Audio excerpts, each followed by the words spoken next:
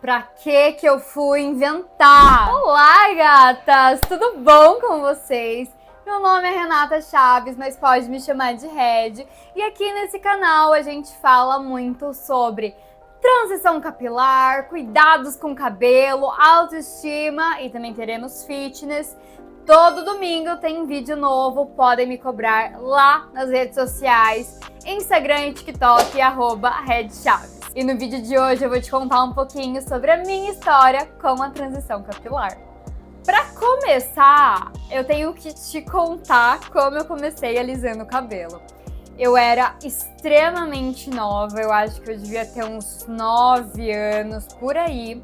E eu comecei a ver pessoas de cabelo liso, tava na moda na época, Avril Lavigne, nas novelas, e a minha mãe tem o cabelo liso, natural, então eu ficava muito, poxa, mas por que meu cabelo não é igual ao dela? Por que meu cabelo é difícil, feio, enfim. E eu lembro de eu ir na casa de uma amiga minha, a gente simplesmente passou ferro de passar roupa no meu cabelo para poder alisar. Então você já consegue entender que a criança ela tava com a intenção de ficar com o cabelo liso.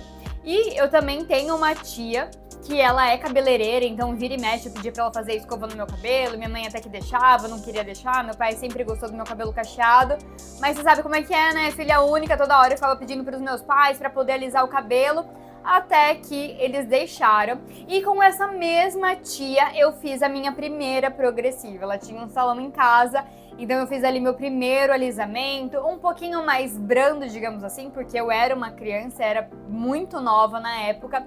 E desde então eu fiquei completamente viciada em alisar o cabelo. Pedi pro meu pai uma chapinha, ganhei de uma tia-avó uma chapinha. Aquela loucura que a minha tia-avó, Ivani, ela me deu uma chapinha da Gama, que na época era muito caro. Todo domingo, sentava na frente do espelho, vinha secando o cabelo, dividia assim na metade, secava, fazia uma escova mal feita, eu nunca soube fazer escova muito bem, e pranchava o cabelo. Eu ficava uma semana com essa chapinha no cabelo, imagina, 7 dias, meu cabelo ficava podre, nojento. Chegava, eu geralmente fazia no domingo, chegava no outro domingo, meu cabelo estava horrível, não tava legal, mas eu continuava desse jeito e desde então sempre procurando progressivas mais fortes. Eu lembro que eu assisti com a minha mãe também aquele documentário chamado O Segredo, e aí eu coloquei na cabeça que eu tinha que fazer visualizações e afirmações pra ter um cabelo liso. Chegou uma época que eu cheguei a rezar, eu pedia a Deus, Deus, por favor, me dê um cabelo liso, que eu consiga uma progressiva, que eu saia do banho e eu não precise fazer nada e meu cabelo já fique completamente liso. Eu sempre pedia isso de presente. Eu lembro de uma também que queimou meu couro cabeludo, era uma chapinha extremamente quente, fazia muitas bolhas, mas eu não tava nem aí, eu tava feliz da vida que meu cabelo tava liso. E daí por diante, eu meio que me entendia como uma pessoa lisa, sabe? Eu comprava coisas pra cabelo liso, eu sempre gostei muito de tratar meu cabelo, tá? Isso é um outro ponto muito importante. Eu conhecia sobre cronograma capilar, na época que bombou as receitinhas caseiras, eu também sabia fazer todas. Passava mel, abacate, maionese, era aquela loucura. E fui aprendendo mais sobre cabelo. Sempre passei olhinho, sempre passei um leave-in, um protetor térmico, sempre usei muitas máscaras de tratamento. Então era algo que eu sabia mais ou menos por cima, mas sendo uma pessoa alisada. Até que em uma viagem em 2022, eu e meu namorado, a gente foi pro Rio de Janeiro e a gente gosta de fazer os rolês mais naturais e tal. E a gente foi fazer a escalada da Pedra da Gávea, fazer uma trilha. E essa trilha demora horrores, gente. A gente ficou 9 horas fazendo a trilha, né? Contando subida, descida, ficar um tempinho lá em cima olhando. Foi maravilhoso. E eu lembro que eu queria estar no lookinho pra poder fazer a trilha. Então eu fiz uma trança embutida, eu dividi o cabelo ao meio, fiz uma trança de cada lado embutida, coloquei um topinho, um biquíni, um shorts e fui que fui. Eu fiquei 9 horas, não, 9 horas, 7 horas. Eu fiquei muitas horas fazendo essa trilha, muitas horas. E suando, um calor absurdo do Rio de Janeiro. A gente acabou a trilha, foi super gostoso e a gente desceu ali na praia da Joaquina.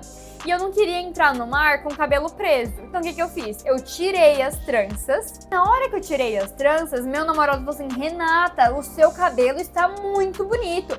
Pera que eu vou tirar uma foto. Vou deixar até aqui as fotos pra vocês. E eu falei, caraca, que bonito mesmo, né? Um ondulado e tal, sereia, natural, amei. E eu fiquei com isso muito na minha cabeça. E eu comecei a procurar muito sobre triondas. Amor, então lembra daquele meu cabelo que tava com as tranças? Descobri um aparelho que faz aquilo. E aí ele me deu o Triondas de presente. E eu fiquei assim, apaixonada. Eu usava muito Triondas, ele fazia um efeito lindíssimo. Eu gostei demais do que ele fazia no meu cabelo. No ano novo, a gente fez outra viagem, dessa vez pro sul. A gente foi pra Garopaba com uns amigos nossos e eu levei o Triondas na mala. E eu fiquei fazendo Triondas o tempo inteiro. E o mais engraçado é que eu tinha acabado de fazer progressiva. Foi no dia 20 de dezembro de 2022 a minha última progressiva. Eu tinha acabado de fazer, levei o Triondas na mala e ficava toda hora fazendo esse Triondas. E eu me lembro de todo mundo falou assim, nossa, Renata, seu cabelo tá tão bonito, caraca, seu cabelo tá tão legal. E assim, até os meninos, sabe? E eu fiquei, cara, pros meninos prestarem atenção que o cabelo tá diferente, deve tá legal mesmo. E fiquei fazendo em toda a viagem. Detalhe, eu ia pra praia e fazia o Triondas, tá? Tipo, eu ia mergulhar, ia sair, mas mesmo assim eu fazia porque dava aquele efeito praiano, eu achava muito bonito. E aí quando cheguei de volta na minha cidade, eu continuei fazendo Triondas e eu lembro de uma das meninas que trabalhava comigo e falou, caraca, Rê, eu vi suas fotos por lá e seu cabelo aqui. Seu cabelo, na verdade, não é cacheado, ondulado? Por que você não faz logo a transição capilar? E eu falei, peraí...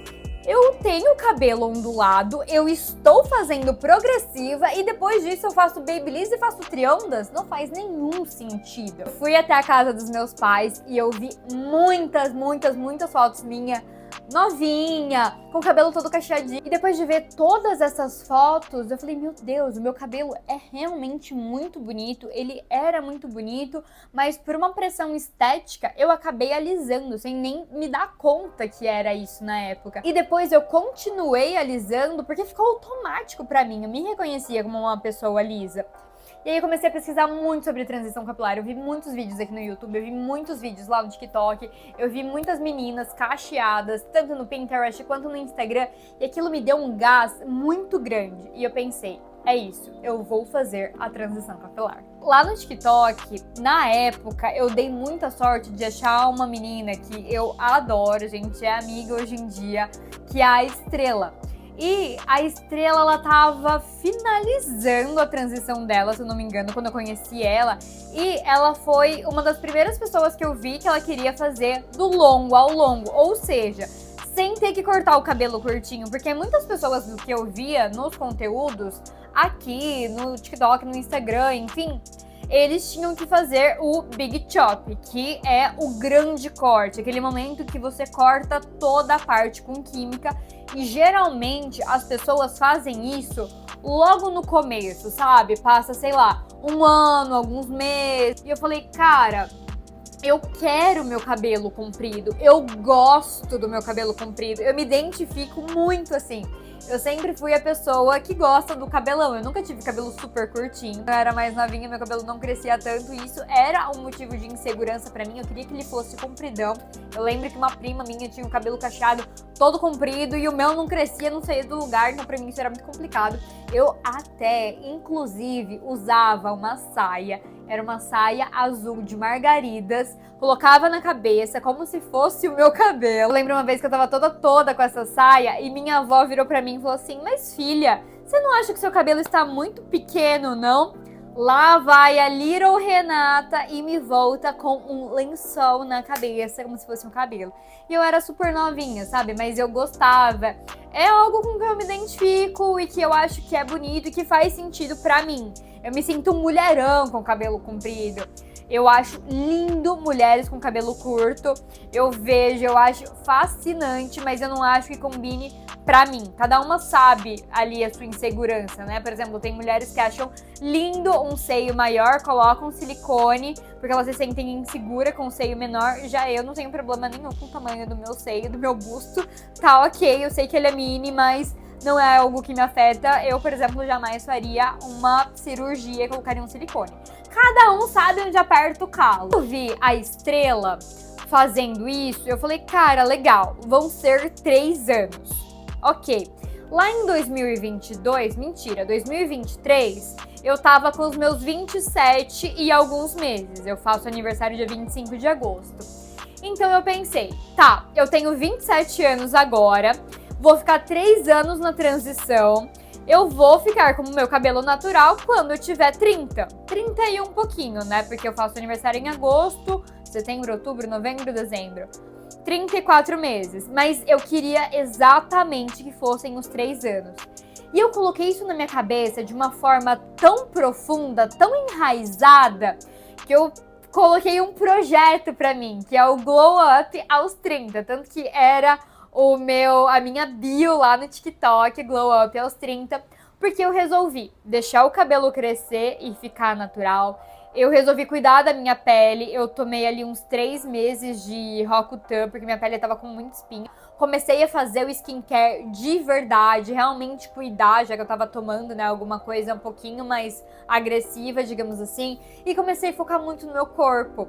Eu já gostava de malhar, eu já gostava de treinar, mas eu realmente peguei isso pra mim e coloquei no meu lifestyle. Então eu comecei a fazer o yoga muito mais focada, a academia muito mais focada, mudar a alimentação, porque eu queria chegar na minha melhor versão aos 30 anos. Ser quem eu sempre quis ser, quem aquela Little Renatinha ia se orgulhar. Então, pra mim, isso é muito importante de verdade. E eu acho que facilita muito você ter uma linha de chegada. Você consegue suportar esse processo se você souber quando ele vai acabar. Então, pra mim, eu sempre fico fazendo contagem regressiva. Agora, mais ainda. Antes era, já foram 1 mês, 2 meses, 5 meses. Agora falta 9 meses, faltam tananã. Agora, no momento, tá faltando 9 meses e eu tô muito ansiosa, praticamente uma gestação do cabelo. Eu acho que vai ser muito legal. E ele já tá ficando num tamanho bom. Mas se ele não tiver tão comprido, você vai cortar? Eu falo, cara, eu vou, porque eu prometi isso pra mim, e isso é muito importante.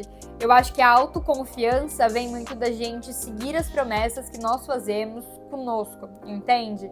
Então eu prometi isso pra mim. A mesma coisa do shape, eu tô focada demais a conseguir o meu tanquinho antes dos 30, fazendo o que realmente a gente se prometeu. Então eu acho que por isso é tão importante essas promessas maiores, pra gente ir fazendo as pequenas mudanças diárias que precisam ser feitas. Hoje em dia eu cuido muito do cabelo, absurdamente. Eu vou tentando entender. Várias vezes eu tenho problema de autoestima. Eu fico, caramba, parece que o dessa menina tá mais bonito, parece que o dela cresceu mais. Ou, nossa, eu queria tanto que meu cabelo tivesse uma curvatura X, Y, Z. Ou, será que quando cortar ele vai ficar mais definido? Será que vai ter menos frizz? E depende do momento do mês, depende de como eu tô me sentindo no dia, mas eu acho que eu consigo fazer várias adaptações no meu dia a dia, dou vários pulos do gato pra deixar esse momento mais leve. Eu tava tão ansiosa pra poder conversar com vocês um pouquinho mais a fundo da minha história, e eu quero muito saber de vocês por quanto tempo vocês estão aí, vocês já tomaram a decisão de fazer transição capilar também? Se você já tomou essa decisão, me fala quanto tempo você tá na transição capilar aqui nos comentários, que eu quero muito saber.